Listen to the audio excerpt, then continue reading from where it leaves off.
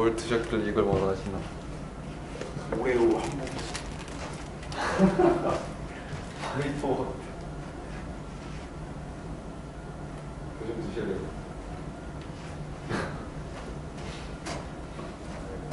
한 시간 해보고 내가 지금 딸리면 알겠습니다. 아 오늘 컨디션이 별로 안 좋네. 3일을 놀아서 그런가? 자, 눌렀어요? 예. 자, 지금 우리가 어쨌든 그 넥스트에서의 컴퓨터 아키텍처라는 이제 큰 주제하에서 살펴볼 마지막 토픽으로서 이제 메모리라는 것을 하고 있습니다. 근데 역시 계속 우리는 주 관점은 이제 소프트웨어를 뭐 개발하거나 설계하는 이런 관점에서 하드웨어인 메모리가 어떤 역할을 하는가, 프로그램이 실행될 때 이 메모리는 우리 프로그램 실행에 기능적, 성능적으로 어떤 영향을 미치는가를 이해해 보는 게 목표가 되겠습니다. 지난 시간에 원래 하고 싶었던 거는 메모리의 하드웨어적인 구조와 메모리의 동작을 이제 하려고 했지만이라기보다는 그게 이제 그 주된 내용이고요. 근데 우리 이제 소프트웨어 엔지니어 관점이니까 너무 깊이 들어가지 말고 큰 타이틀로는 여러분이 메모리라고 하면은 폰 노이먼 아키텍처 계속 그래서 알겠지만 메모리라는 것은 결국 주소로 접근되는 저장장치라고 하면 그렇죠. 프로그램과 데이터의 저장장치입니다. 그래서 여기에 있는 어떤 정보들, 자료들을 가지고서 CPU가 동작을 하도록 하는 이런 컴퓨터 아키텍처에서의 역할을. 그래서 이제 여러분이 이제 메모리를 이해할 수 있어서 이 메모리와 주소의 관계를 잘 이해하는 게 꽤 중요하고요. 이제 이 아키텍처 수업에서 조금 더 이제 하드웨어의 이제 동작까지 볼 때 그 내부 구조를 보는 거는 내가 생략을 다 했었고요. 하나하나씩 설명하면서 이런 비슷한 그 차트를 그려봤었습니다. 메모리라는 것이 실제로 컴퓨터에서 뭔가를 저장하는 모든 건 다 사실 메모리다. 근데 크게 보면은 여러분이 흔히 알고 있는 메모리라는 것과 저장장치라는 것을 나눌 수 있고 격차가 워낙 크다 보니까 이 메모리도 램, 롬, 또 램도 SRAM, DRAM 이렇게 나눠진다. 롬도 예전에 썼던 그 한 번 데이터를 기록하고 그 다음에 이제 수정 못하는 이런 롬이 있고 이 중간에도 여러 가지 있지만 요즘에 이제 가장 눈에 띄게 우리가 접하는 롬의 성질을 가진 거는 플래시 메모리라는 게 있습니다. 그래서 이런 것들 이용한 저장장치에서 SSD 옛날 고전적인 자기 디스크를 이용한 하드디스크 이렇게 있습니다. 이것을 얘기하면서 제가 강조했던 거는 컴퓨터 시스템이라는 것이 이런 구조로서 CPU 이런 구조로서 프로그램을 담는 이런 게 있어야 되는데 우리가 인간이 현재 가지고 있는 메모리 기술은 이렇게 다양하게 있다. 왜 이렇게 됐을까? 라는 것이 지난 시간에 사실 마지막 열려진 물음이었습니다. 메모리라는 게 뭐냐라고 얘기할 때 이런 걸 하는 거니까 사실은 아이디어란 기술 혹은 내가 돈이 많다라면 아이디어란 메모리를 내 CPU 옆에다가 붙여놓을 수가 있어요. 그건 뭐냐면은 용량, 이 무지무지 크고 성능, 무지무지 빠른 거. 내가 뭐 매덕이 있다라면 내 PC에 매덕자를 꾸미면서 아주 빠른 메모리를 CPU 옆에다가 몇 테라바이트를 꽂아놓으면은 뭐 이런 메모리를 뭐 고민하고 메모리가 프로그램 미치는 성능 이런 거 고민할 필요가 없을 수도 있습니다. 언뜻 생각하면은 그냥 지금까지 계속 얘기했던 것처럼 메모리는 그냥 이렇게 존재하는 마치 그냥 가상적인 어떤 장치이고 CPU가 필요로 하면 언제든지 그냥 그때그때 바로바로 가져오는 것이라고 하는데 할 수 있는데 실제로 메모리가 이제 하드웨어가 어떻게 생겼냐를 지난 시간에 설명하면서 이렇게 막 다양한 게 많았습니다. 그러면은 대부분이라고 하면 우리가 보통 아는 기술에는 어떤 기술이 이제 발전하면서 이런 것도 있고 이런 것도 있고 이런 것도 있으면 이 중에 이제 이런 것들은 발전 과정상에 있는 것들이고 마지막으로 얘가 제일 좋은 거니까 얘만 남아서 다 성장하는 그런 기술 분야가 있습니다. 그런데 메모리는 그렇지 않아요. 메모리는 이 모든 것들이 다 현재 아주 잘 실질적으로 잘 사용되고 있다는 겁니다. 즉 열려진 질문이라는 것은 저런 일을 하는 게 컴퓨터 시스템의 메모리인데 왜 이렇게 다양한 부품, 기술로서 존재하는가, 이렇게 존재함으로써 우리 프로그램은 어떤 영향을 받는가, 이걸 이해해보는 겁니다. 거기에 대표적인 키워드가 메모리 계층 구조라는 것이죠. 이거 한번 보도록 하겠습니다. 왜 이렇게 됐는가를 지난 시간에도 대충 설명을 했지만 그래프 한 통계로서 다시 한번 이렇게 다양하게 나누는 것들이 지금도 유효한 제품 기술로서 존재하는 이유를 살펴보도록 하겠습니다. 그 얘기를 제가 하고 나서 보니까 순서가 이게 더 먼저 와야 되겠는데요. 이런 것들이 메모리들입니다. 하드디스크, SSD, DRAM, SRAM, CPU 바로 옆에 붙어 있던 메모리. 그리고 지난 시간 기억지 않을 수도 있겠지만 메모리 이것들 실제 구축하는 그 요소들이 다르기 때문에 속도, 가격 이런 게 다 조금씩 다른 거라고 했죠. 이것들을 그냥 그 통상적으로 전체를 다 뭉뚱그려고 얘기하면은 이쪽으로 위로 갈수록 빠른 메모리, 이쪽으로 갈수록 비싼 메모리, 이렇게 얘기할 수 있습니다. 비싸다는 말은 같은 용량으로 용량을 같은 가격의 용량이 작은 메모리라고 얘기를 할 수 있습니다. 그래서 이 그래프가 이걸 다시 그려주는 것이고요. 이렇게 되는 이유는 하나의 기술로서 이 두 가지를, 사실 저 두 가지라는 것이 아이디어랑 메모리의 요구사항인데 두 가지를 다 만족시켜줄 수는 없다라는 것입니다. 그래서 지금 이런 그래프의 특성을 메모리 요소들이 가지고 있고, 앞장에 나와 있는 것은 성능을 얘기를 하고 있는 겁니다. 즉, 이 메모리들이 이쪽 네모로 표시되고 있는 게 DRAM, 하드디스크, 그 다음에 이쪽 아래쪽은 여기 보시면은 SRAM, 그리고 CPU 이렇게 보여주고 있습니다. 이럴 때 반도체로 만든 CPU가 나올 무렵 1980년대 무렵부터 쭉 발전을 해오면서 CPU도 빨라지고 메모리도 빨라지고 있었지만 메모리의 어떤 그 발전 속도에 비해서 CPU의 그 성능의 발전 속도가 더 빠름으로 인해 가지고서 CPU 속도에 비해서 메모리 속도들이 많이 느려지는 이런 상황이 발생하고 있는 그 그래프를 보여주고 있습니다. 이거는 지금 그래프를 얘기를 하다 보니까 이 맥락에서 약간 이제 핀트가 벗어난 것 같은 저는 이제 설명하면서 느낌이 드는데요.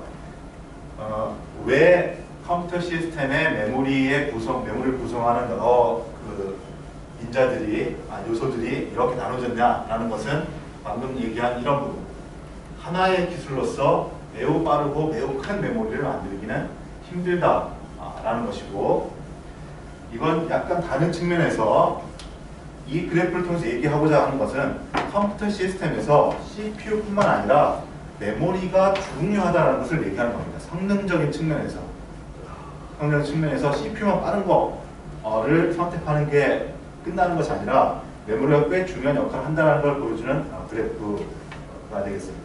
그 이유는 조금 전에 얘기한 것처럼 CPU에 비해서 메모리가 늘렸다, 단순히 이런 측면에서 얘기가 아니라 이 그래프의 어떤 추세를 보면은 일단 이쪽 스케일부터, 이쪽이 이제 성능을 나타내는 스케일인데 이게 리니하게 1, 2, 3, 4 이런 스케일이 아니고 1, 10, 100, 1000, 만 이런 스케일입니다. 즉 그 지수의 크기를 나타내고 있죠. 그래서 실제 이걸 우리들이 알고 있는 그냥 일반적인 리니어 스케일로 그린다면 이게 떨어지는 폭이 이렇게 이런 직선이 아니고 엄청나게 이렇게 떨어지는 차이가 나는, 그래서 이 부분하고 이 부분의 차이가 단지 하나, 둘, 셋, 네 개 이런 차이가 아니라, 그러니까 4배의 차이가 아니라 1000배 혹은 10,000배의 차이가 나는 그런 그래프가 되겠습니다. 그래서 왜 메모리가 중요하냐면 CPU가 제 아무리 빨라져도 메모리가 그것을 쫓아가지 못하면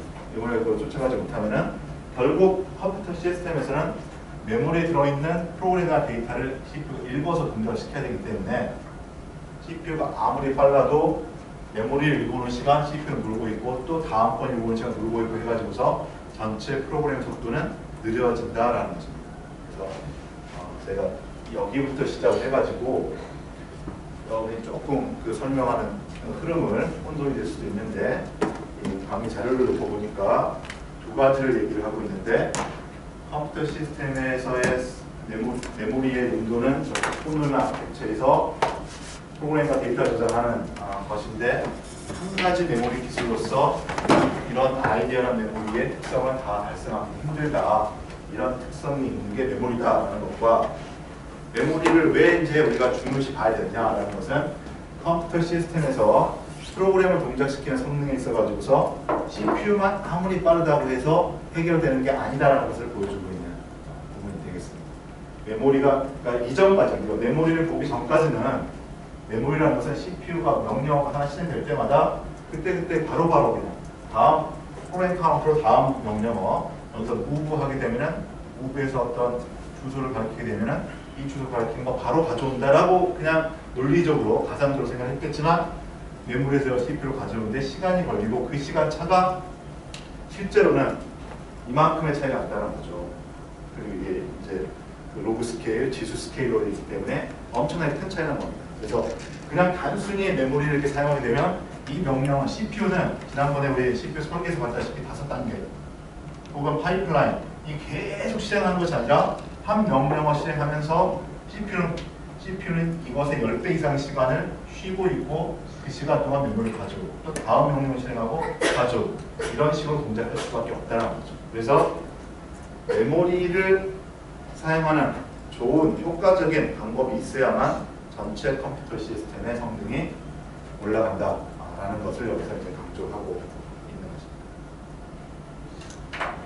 아무튼 이제 그런 두 가지 어떤 이제 그 이유에 의해서 메모리는 잘 이해하고 사용해야 되겠구나라는 동기가 생긴 것이고 그런 것들을 이제 어떤 순서에 따라서 이해할 것이냐 할 때 가장 큰 개념이 메모리 계층 구조라는 개념입니다. 일단 이것의 시작은 메모리는 중요하다라는 것과 메모리는 여러 가지 종류가 있다는 거죠. 그래서 컴퓨터 시스템에서는 메모리가 빨라야 되고 엄청 용량이 커야 되는데 두 가지 한꺼번에 다 달성할 수가 없고 이런 식으로 빠른 특성과 용량이 큰 게 서로 완전히 반대적인 특성을 가지고 있다는 거죠. 그래서 우리가 시장에서 이제 내가 몇억 개 돈이 있다 하더라도 살 수 있는 거는 가질 수 있는 거는 용량이 크고 느린 메모리이던가 용량이 크고 느린 메모리던가 매우 빠르면서 매우 비싼 메모리이다.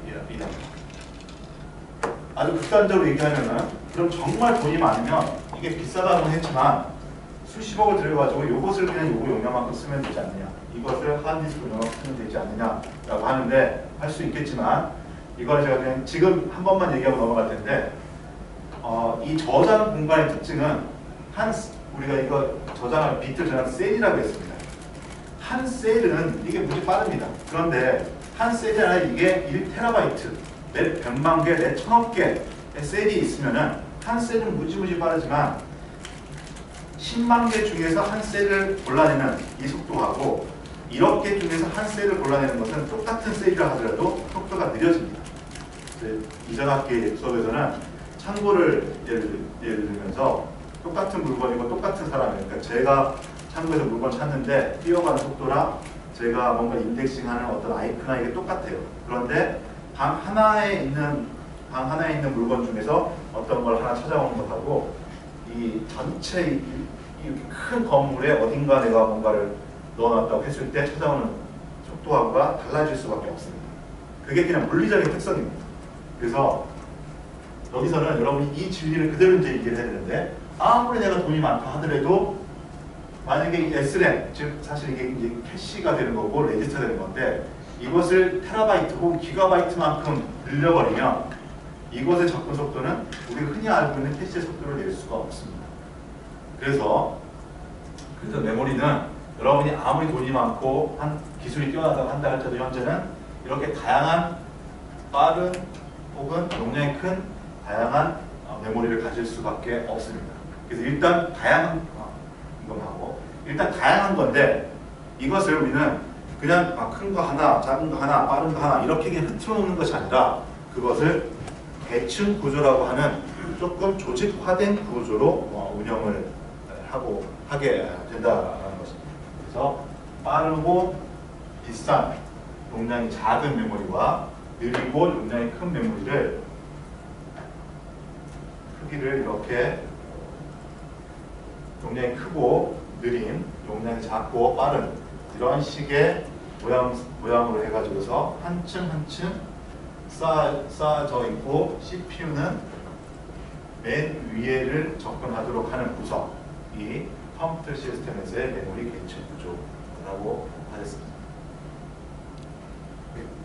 지금은 램이 어느 위치에 있는 걸 접근하는 시간이 다 같잖아요. 램. 네.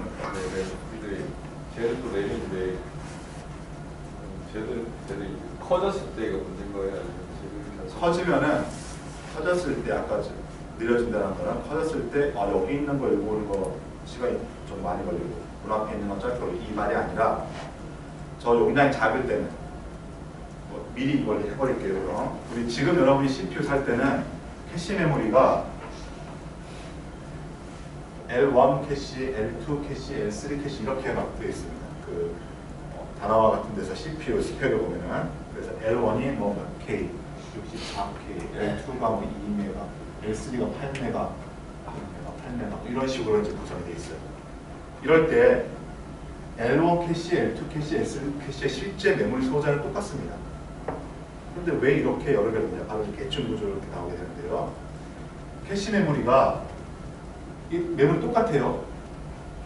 제가 알고 있는 한 L1 캐시의 메모리 소자나 L3 캐시의 메모리 소자나 똑같은 소자입니다. 그래서 한 비트 그 자체는 액세스하는 시간이 똑같아요. 근데 그 크기가 작을 때와 클 때 내가 원하는 데이터를 64KB 안에서 찾아내는 시간하고 8메가에서 찾아내는 시간 이게 다르다는 겁니다. 그래서 이거는 훨씬 CPU만큼 빠르게 접근할 수 있고 이건 늦게 접근하게 됩니다. 이게 지금 이런 구체적인 예뿐만 아니라 우리가 지금 여러분이 이제 몸으로서 딱 감을 가져야 될 것은 이 메모리 계층 구조 전체적으로 사실 그런 성질 법칙이 적용된다는 거죠. 메모리 공간이 커지면 일단 사실 지난주에 설명한 것은 각각의 소자가 다 틀렸습니다. 소자가 다 달랐어요. 그러니까 소자 자체의 속도도 다 달랐어요. 그런데 같은 소자라 할지라도 이게 용량이 커지면 그것이 속도는 느려집니다. 그래서 계속해서 이 성능과 용량에는 함께 갈 수 없는 특성이 있다는 것이죠. 그게 메모리의 아주 근본적인 특성입니다. 근데 그것을 그냥 그럼 흩어놓고 여러분 같으면 어떻게 쓰겠어요? 이런 식으로 그러니까 내 바램은 엄청 빠른 것을 그냥 하나만 메모리 놓고 쓰면 좋겠는데 그게 안 되니까 여러 개를 쓸 수밖에 없습니다. 또 그 이유는 아두이노 같은 시스템 같은 경우는 여러분이 계층 구조의 메모리를 가지지 않고 있어요. 그냥 아두이노 안에 들어있는 SRAM 하나만 쓰고 있습니다. 그런데 지금 이런 얘기를 하는 거는 일반적인 컴퓨터 시스템을 얘기하는 거예요. 그 방향은 내가 필요한 데이터가 여기서 필요한 데이터가 많아진 겁니다. 아두이노 시스템에 붙어있는 이 메모리 한 몇십 K만의 프로그램만 담아가지고 그냥 쓰는 거예요. 그러니까 아두이노는 굳이 계층 구조로 아두이노에다 하드디스크를 달 이유가 없었던 거죠.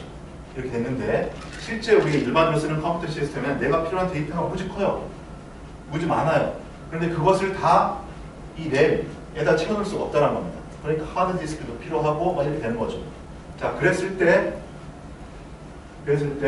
보통 우리가 그냥 쉽게 생각한다면 내가 지금 실행하는 프로그램은 빠른 메모리에 실행하지 않는 프로그램은 느린 메모리에 혹은 하드디스크에 이렇게 저장을 할 겁니다. 그렇죠? 그렇게 하는 게 일반적인 것이 되는 것이죠. 그때는 사실 계층 구조의 개념이 있는 게 아니고 어떤 데이터는 전체 프로그램에서 이렇게 있는데 내가 엄청나게 많은 프로그램 데이터를 필요로 하니까 지금 사용하고 있는 것은 램에다가 넣고 지금 사용하지 않고 있는 건 하드디스크에 넣고 이런 식으로 쓸 수 있을 것 같아요. 또 램에 있는 것 중에서도 여러분 이제 이미 캐시란 말 자체를 아니까 더 자주 사용하는 것은 캐시에 넣어요. 그래서 여기에 있는 A만큼의 데이터, 여기에 있는 B만큼의 데이터, 여기에 있는 C만큼의 데이터. 그래서 내가 가진 전체 데이터는 A 플러스 B 플러스 C만큼의 프로그램과 데이터를 이 컴퓨터 시스템을 운영하는, 이렇게 쉽게 생각할 수 있습니다. 자, 그런데 이것은 계층 구조는 아니에요. 그냥 빠른 메모리, 느린 메모리, 용량이 큰 메모리. 그냥 이건 누군가 상식적으로 생각해도 아, 여기는 자주 사용하는 걸 넣겠다 이렇게 하는데, 우리가 지금 여기서 얘기하는 계층 구조라는 것은 이 세 개 사이에 A 플러스 B 플러스 C가 전체 합이 되는 게 아니라 이 C가 사실 전체 A인 거고, C 중에 일부가, 그러니까 전체가 C인 거고, C 중에 일부가 램에 올라가 있고, 또 B 중에 일부가 이렇게 올라가 있는 구조를 가지고 있습니다. 그래서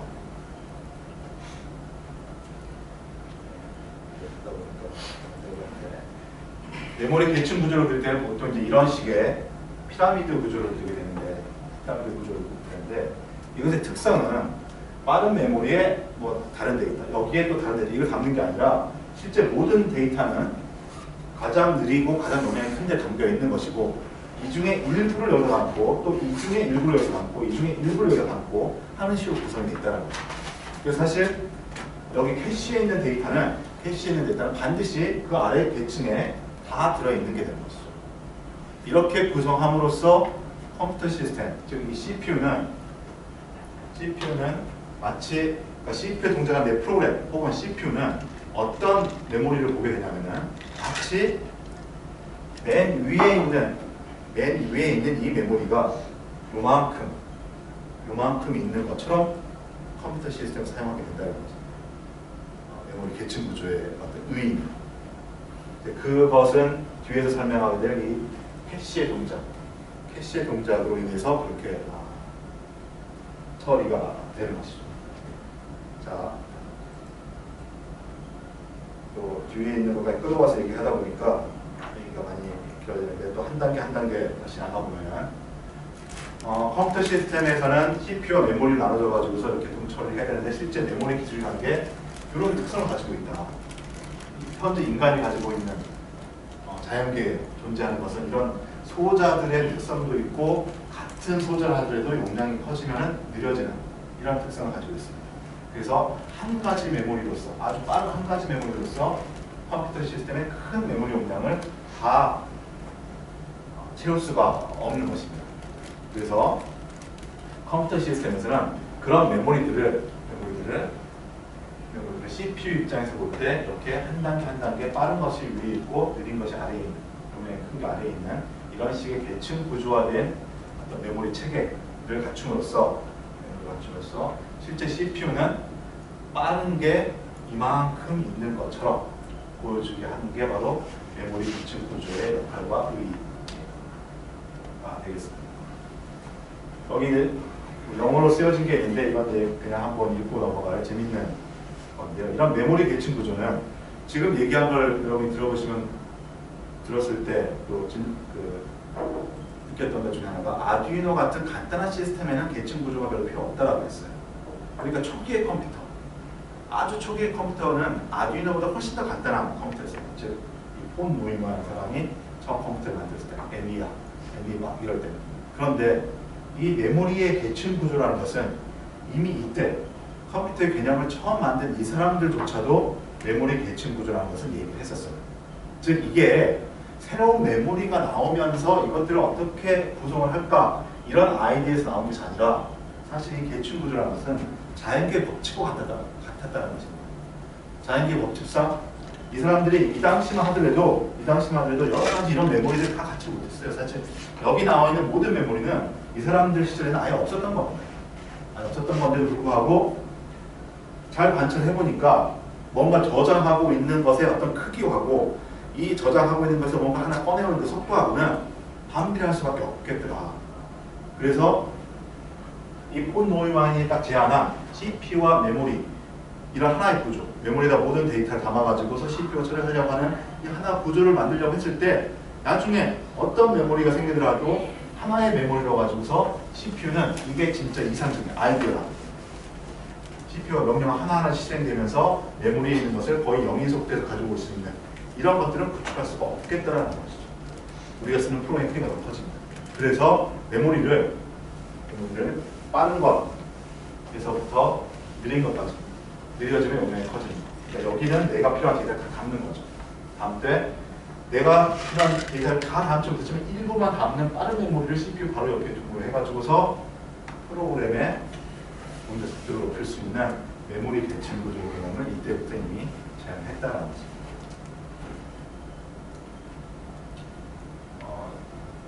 글씨가 많이 적혀 있지만 사실 이제 전반적으로 우리가 메모리 계층 구조의 의미나 캐시의 동작을 이해한 이후에는 여기에 있는 내용들은 거의 다 그냥 여러분이 머릿속에 담아야 될 그런 이 그림은 메모리가 이런 식으로 계층 구조가 되어 있다는 것과 함께 실제 일반적인 컴퓨터 시스템에서의 실제 계층 구조의 어떤 요소들을 그대로 보여주고 있는 것입니다. 일단 좀 추상적인 레벨에서 얘기하면 이쪽입니다. 위로 갈수록 메모리의 용량은 작아지고 빨라집니다. 아래로 갈수록 커지지만 용량은 커지지만 느려지는 이런 특성을 가지고 있는 것이고요. 실제 컴퓨터에서는 메모리 계층 구조가 대부분 이런 구조를 가지고 있습니다. 레지스터, 캐시인데 이제 컴퓨터 시스템에 따라서 캐시도 L1, L2, L3 해가지고 캐시도 이렇게 등급을 이렇게 나누는. 그 다음에 메인 메모리, D램, 하드디스크가 더 아래쪽은 요즘은 이제 클라우드라고 해가지고 이제 많이 익숙해졌지만 이런 식으로 랩톱을 통해 가지고 더 큰 용량을 제공하는 어떤 저장 장치까지도 우리가 계층 구조를 확대해 있는 거죠. 그래서 CPU에서 실행되는 프로그램은 실제로는 이런 게 다 필요한 거죠. 요즘 여러분 웹을 통해 가지고 자기가 필요한 데이터를 보잖아요. 그러니까 이 로컬에서 실행되는 프로그램이지만 실제로 걔가 필요한 이런 게 다 필요해요. 그래서 아주 초기에 아이디어란 컴퓨터라면 CPU 바로 옆에 이런 것까지 전부 다 담아가지고 그냥 그래서 어떤 프로그램이 컴퓨테이션 할 수 있는 이런 걸 만들면 좋겠지만 그게 안 된다는 거죠. 지금 여러분이 이런 환경이 워낙 자연스럽게 여러분들이 접수됐기 때문에 그건 용량이 너무 크고 클라이언트 서버 잘 설계하시니까 그런 것들은 클라이언트에서 관리할 게 아니라 서버에서 관리 효율적이 이런 말을 할 수도 있겠지만 그런 걸 다 떠나가지고서 내가 실제로 어떤 기술이 있고 돈이 많아가지고 할 수 있다 하더라도 이 CPU 바로 옆에 있는 하나의 메모리 안에다가 모든 데이터를 다 담아놓는 것은 불가능하다는 것입니다. 그게 바로 메모리 계층 구조의 개념인 것이고 여기는 이제 명시로 캐시란 말이 이렇게 나와 있지만 옆에 쓰여진 말을 이렇게 다 문장이 많은 것 같은데 다 똑같은 문장이 반복되고 있습니다. 보면 이 사이사이를 하나씩 엮어가면서 레지스터는 캐시로부터 데이터를 받는다는 것이고 L1 캐시는 L2 캐시로부터 데이터를 받는다. 이런 소리입니다. 즉, 각 단계별로 윗 단계는 바로 아래 단계의 일부분만을 여기가 가져온다. 그러니까 완전히 컴퓨터가 쓰는 프로그램과 데이터가 이만큼의 셋이 있는데 여기에는 이걸 담아놓고 여기에는 이 부분을 담아놓고 여기에는 잘 안 쓰는 이 부분을 담아놓고 이렇게 되는 것이 아니라 모든 데이터와 프로그램은 여기에 담겨져 있고 그 중에 일부를 윗계층, 그 중에 일부를 윗계층, 그 중에 일부를 윗계층 이렇게 담아져 있습니다. 그래서 메모리가 계층 구조를 이룰 수밖에 없는 것은 이런 기술적인 의미에서 나오는 거고 그 계층 구조를 운영하는 방식, 계층 구조를 운영하는 방식이 여기에다가 전체 일부 셋 이런 식으로 담는 게 아니라 그 아래쪽에 있는 것의 일부분 이런 식으로 담는 거죠. 그게 바로 캐시입니다. 즉 메모리 계층 구조의 운영 방식은 캐시 방식으로 운영된다라고 이렇게 얘기할 수 있습니다.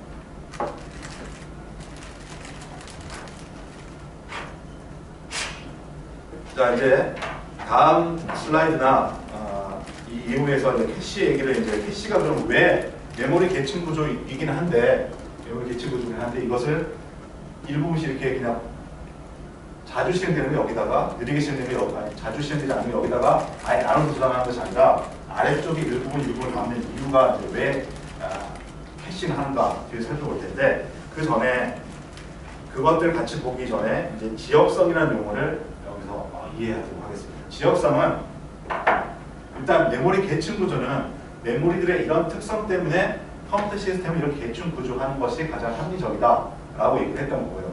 그 다음에 이 계층 구조를 운용하는 방식이 캐시 방식이라고 했습니다. 사실 우리는 캐시라고 하면 CPU 바로 밑에 붙어 있는 이걸 캐시라고 하지만 원래 캐시의 의미는 바로 아래 계층의 메모리를 윗 계층에다가 옮겨놓는 것. 바로 아래 계층의 메모리를 윗 계층에 옮겨놓는 것. 이것들이 모두 다 캐시가 되겠습니다. 이 이제 계층 구조, 그다음 캐시가 있는데 여기 지역성이라는 것은 바로 이 메모리 계층 구조에서 캐시 방식으로 이 데이터를 운용을 했을 때, 캐시만 운용을 했을 때 프로그램은 매우 빠른 속도로 동작할 수 있다라는 것의 어떤 원리가 되겠습니다. 즉 지역성이라는 특성이 존재하기 때문에 메모리 계층 구조를 캐시 방식으로 운용을 하게 되면 컴퓨터 시스템은 매우 빠르게 동작할 수 있다는 거죠. 다시 말하면 컴퓨터 시스템은 지역성에 따라서 캐시로 이 메모리 시스템을 운영하게 되면 CPU는 맨 위쪽에 있는 메모리 계층이 맨 아래쪽에 있는 것만큼 용량이 있는 것처럼 가상의 메모리를 가질 수 있다는 것이 지역성의 원리가 되겠습니다.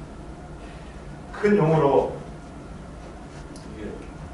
여러분도 아마 머릿속에 다 넣고 나면은 몇 가지의 개념이 안 될 텐데 저도 얘기를 하다 보니까 설명하다 보니까 막 자꾸 왔다 갔다 하는 것 같아가지고서 복잡해 보는 것 같은데요. 메모리 계층 구조라는 개념이 있고 캐시라는 개념이 있고 그 다음에 지역성이라는 개념이 있는 겁니다. 이렇게 했을 때 지역성이라는 것은 메모리 계층 구조는 메모리 기술이 이렇게 때문에 이런 식으로 구성을 해야 된다라고 메모리 기술에 기반해 가지고 어쩔 수 없이 받아들인 거고요. 캐시는 이 계층 구조를 운영하는 한 선택입니다. 캐시 방식으로 운영하지 않을 수도 있어요. 그래서 캐시는 정말 사람이 만든 설계입니다. 사람이 만든 설계. 우리 컴퓨터를 디자인한 사람이 캐시 방식을 디자인했습니다. 근데 지역성이라는 것은 이렇게 사람이 만든 여러 프로그래머가 지역성을 만든 것이 아니라 지역성이라는 건 존재하는 특성입니다. 즉 이걸 이제 말로 쓰게 되면은 컴퓨터 시스템에서는 메모리 계층 구조를 운영하는데 메모리 계층 구조를 운영하다 보니까 컴퓨터 시스템에는 지역성이라는 특성이 존재하더라. 그래서 이것을 활용해가지고 전체를 캐시의 형태로 설계를 한다라는 것이죠. 그렇게 돼가지고 이 복잡한, 막 다양한 기술, 느리고 용량 크고 막 용량 작고 막 이런 다양한 복잡하고 다양한 이 메모리가 CPU한테는 지금까지 여러분이 봤던 것처럼 그냥 주소로 액세스하는 매우 빠른, 여기서 매우 빠른, 비교적 빠르고 비교적 용량이 큰 하나의 메모리인 것처럼 보여지게 한다는 거죠. 그게 바로 앞으로 오늘 시간 끝날 때까지 계속 설명을 하게 될 캐시, 지역성 이런 것들 특성입니다. 사실은 지금 얘기한 이 한 문장을 얘기하기 위해서 오늘 수업의 전부 다가 구성이 되는 거라고 할 수가 있겠습니다. 이제 이런 어떤 관계를 염두에 두고 지역성이 뭔지를 살펴보도록 하겠습니다. 그래서 여기 이렇게 얘기를 했고요. 이렇게 잘 동작하는 어떤 근본이 되는 원리이고 이건 누가 만든 것이 아니라 존재하는 특성이라는 것입니다. 한마디로 지역성이라는 것은 로컬리티라고 해가지고 한 지역의 뭔가 액션, 오퍼레이션이 한정된다는 뜻입니다. 이것을 우리 프로그램으로 가져와 보면 이렇게 얘기를 합니다. 프로그램이 메모리를 사용하는데 메모리는 주소로 인해 가지고서 이만큼의 어떤 공간이 있습니다. 공간이 있는데 엄청나게 큰 공간, 엄청나게 크다 보다 이만큼 공간이 있는 거죠. 이때 지역성이라는 것은 이 큰 공간의 일부 지역, 이게 글로벌이라면 로컬인 일부, 여기에 뭔가 내 작업과 동작이 한정이 된다는 것이 바로 지역성의 원리입니다. 이거는 여러분이 프로그램의 일부를 만들 수는 있겠죠. 이 메모리는 계속 액세스하는. 이걸 만들면 그게 지역성이 있다는 것입니다. 그런데 제가 계속 이 지역성이라는 것은 누가 인위적으로 만든 게 아니라 원래부터 존재하는 특성이라고 한다는 것은 일반적으로 여러분이 프로그램을 만들게 되면 지역성이라는 것이 대부분 존재합니다. 이게 강한 지역성이냐 약한 지역성이 하는 거에 차이가 있는 것이죠. 그래서 메모리에서 데이터와 또는 명령, 프로그램을 우리가 읽어오는데 전체 메모리 영역에 막 흩어지는 것들을 왔다 갔다 하면서 읽는 것이 아니라 어떤 순간, 한순간 스냅샷을 딱 찍어보면은 그때는 일부분의 메모리에 한정돼 가지고서 액세스를 한다라는 것이 지역성의 원리가 되겠습니다. 사실 지역성이라는 것은 여러분이 그냥 이걸 프로그램을 바로 이해를 했으면은 큰 무리는 없겠습니다만 혹시 그게 이해가 안 된다면 제가 여기 그림을 그냥 그려놓은 게 아니라 도서관과 공부하는 사람의 책상을 그려놓은 거예요. 이 지역성이라는 것은 제가 생각하기에는 자연계와 인간들이 가지는 그냥 일반적인 특성입니다.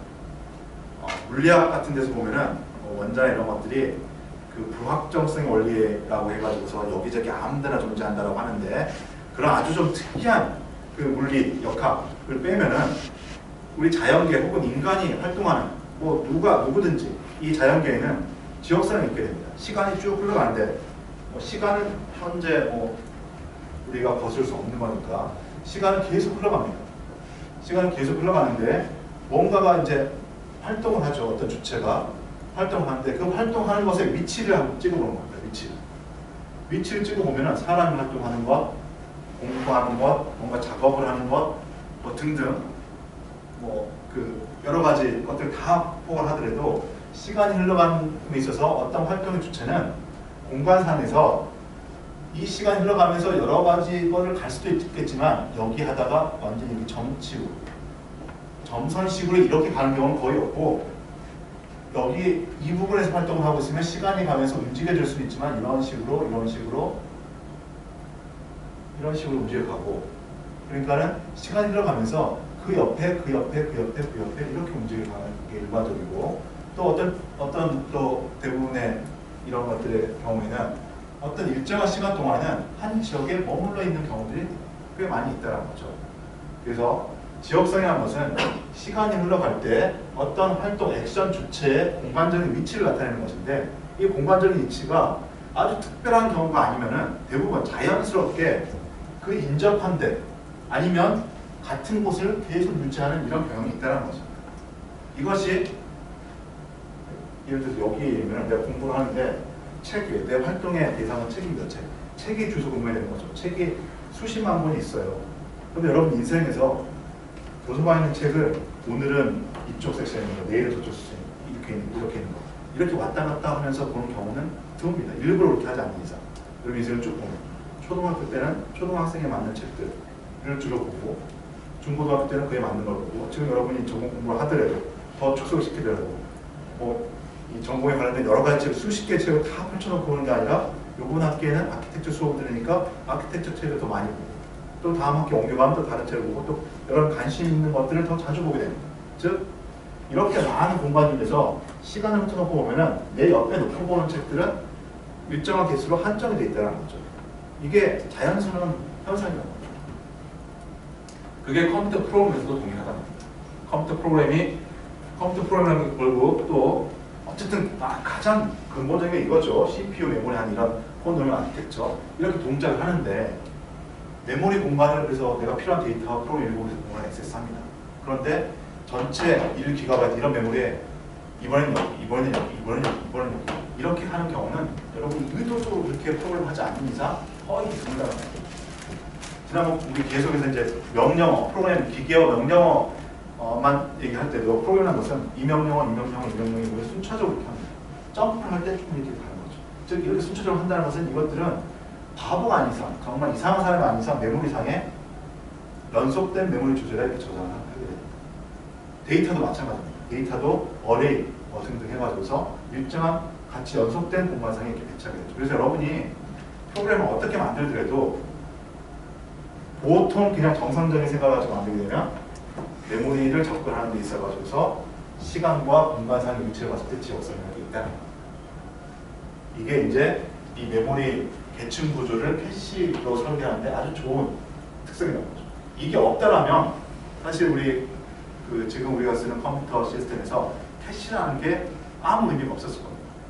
캐시라는 게 정말 효과적인 게 되는 게 이런 특성이 자연적으로 있었다는 거죠. 자, 이제 조금 더 이제 우리는 이제 원리를 이해하고 이제 좀 더 이제 그 뭐랄까요, 좀 포멀한 공식적인 용어로서 이제 지식적인 것으로서 이제 컴퓨터에서는 컴퓨터 프로그램에서는 이 지역성은 또 크게 두 가지로 얘기합니다. 프로그램이기 때문에 이제 두 가지로 얘기해요. 이제 하나로만 이렇게 시간과 공간 이렇게 얘기했는데 두 가지에서 시간 지역성, 공간 지역성 이렇게 합니다. 지금 설명했던 여러분이 직관적으로 이해하기 쉬운 건 공간 지역성입니다. 시간이 쭉 흘러가는데 다음번 액세스하는 거, 다음번 액세스하고 다음번 액세스하고 다음번 액세스하는 것이 연속된 서로 연달아 있는 메모리 주소다라는 거죠. 이게 공간적으로 큰 메모리가 있지만 프로그램이 잇따라 있는 근접해 있는 이런 메모리 공간 접근한다. 이게 공간 지역성입니다. 그렇다고 해가지고 이때 이제 착각하면 안 되는 게 그러면 이 부분만 프로그램이 시작부터 계속 여기만 액세스하냐? 이게 아닙니다. 이 시간 이렇게 보는 거죠. 이 시간과 이 시간을 보면은 아예 다른 메모리를 액세스할 수도 있는 겁니다. 그런데 연속된 시간이 있어서는 연속된 메모리 공간을 액세스한다는 거죠. 그런 게 지역성입니다. 이게 이제 공간 지역성이고, 시간 지역성은 이거는 조금 이제 지역성에서 좀 억지스러운 것일 수도 있는데 프로그램의 특성을 얘기하다 보니까 이렇게 이제 좀 구분해서 얘기합니다. 이 경우는 이런 이렇게 이유합니다. 그래프 시간이 흘러가는데 같은 위치를 계속 액세스하는 겁니다. 그래서 시간이 변화돼도 계속 근접한 시간에 계속 같은 위치를 액세스한다. 그래서 이거는 시간 지역성. 시간이 변하더라도 같은 메모리를 액세스한다. 그래서 시간 지역성. 시간이 변했을 때 공간적으로 근접한 걸 액세스한다. 그러면 공간 지역성 이렇게 얘기를 하고. 자, 이 그림은 이것과 여기 이 그림과 이제 비슷한 그림인데요. GCC라고 하고 있는 그 리눅스에서 쓰는 이제 컴파일러의 동작을 보여주는 겁니다. 이 동작을 보여주는데 얘는 어떤 데이터를 보여주냐면 이쪽 x축이 시간입니다. 가상 시간으로 표현되는데 시간이 뭔가 프로그램을 딱 여기서 실행해가지고 쭉 실행이 되고 있는 겁니다. 그럴 때 이 y축이 뭐냐면 바로 이제 프로그램의 특성이 여러 가지 있을 수 있지만 GCC라는 프로그램이 접근하는 메모리의 주소들입니다. 메가바이트인데 이제 상대 주소를 한 거죠. 뭐 진짜 메모리 주소가 아니라 이 프로그램이 예를 들면 4MB 정도의 데이터를 액세스합니다. 4MB 정도의 데이터를 액세스하는데 0이라는 위치, 1메가라는 위치, 이렇게 위치고 그래서 데이터를 액세스할 때마다 그곳의 위치를 점으로 찍습니다. 이 시간에 어떤 명령어가 데이터를 무브를 하겠죠. 그럼 그 위치를 점으로 찍습니다. 그 점을 막 찍어 놓으니까 그 점이 이제 선처럼 연결돼 가지고 만들어진 그래프입니다. 그래서 그냥 한눈에 보면 느낌은 데이터를 무지무지 많이 쓰는구나, 지저분하게 많이 쓰는구나 이 느낌이고, 또 한 가지 여기서 발견해야 될 것은 바로 지역성을 여러분이 이 그래프에서 발견할 수 있어요. 여기 보면 선을 찾아봐요. 그러니까 실제로는 점입니다. 찍는 건 다 점이에요. 여기 이제 100만 개 단위인데 이 명령어가 계속 실행되고 있는 겁니다. 이 명령이 실행됐을 때 이쪽으로 여기 있는 것처럼 보이지만 촘촘했기 때문에 이렇게 되는 거고, 한 점 한 점이 찍히는데 이게 촘촘하니까 선처럼 보이는 겁니다. 이럴 때 가로선과 세로선을 맞춰야 됩니다. 먼저 가로선이 이렇게 보이죠? 이렇게도 가로선이 보입니다. 이거는 시간 지역성이 나타내고 있음을 보여줍니다. 세로선 혹은 세로로 이 90도 직선은 아니지만 약간 사선으로 이렇게 이런 식으로 그려진 거. 이런 식으로 그려진 거. 이거는 공간 지역성을 나타내고 있는 겁니다. 왜 그럴까요? 프로그램이 시간이 흘러가면서 메모리를 접근합니다. 메모리를 접근하는데 이번에는 여기, 다음번에는 여기, 다음번은 여기, 다음번은 여기. 즉 이쪽은 연속되어 있는 메모리 주소입니다. 즉 시간이 흘러가는데 그 옆에, 그 위에 이렇게 연속된 메모리 공간을 액세스하는 거죠. 이렇게 서 있는 것처럼 보이지만 사실 서 있는 게 아니고 기울기가 꽤 큰 겁니다. 그래서 이 짧은 시간 동안 여기서부터 여기까지의 메모리를 연속적으로 이렇게 접근하고 있는 거죠. 이것이 바로 단위 시간 동안 같은 지역, 즉 메모리로서는 전체가 아니라 이만큼의 지역의 메모리를 계속해서 액세스하는 지역성이 있다는 거죠. 이렇게 이제 이게 세로고, 가로는 말 그대로 같은 위치의 메모리죠. 같은 위치의 메모리입니다. 시간이 계속 흘러가고 있음에도 불구하고 그 위치의 메모리는 계속 이렇게 접근을 하고 있다는 거죠. 계속 접근하고 있다는 거죠. 자, 그러면 이제 이걸 보면, 이거는 이제 여러분이 좀 상상해 볼 수 있지 않겠어요? 메모리에 이런 특성을 가지고 있으니까 아까 계층 구조.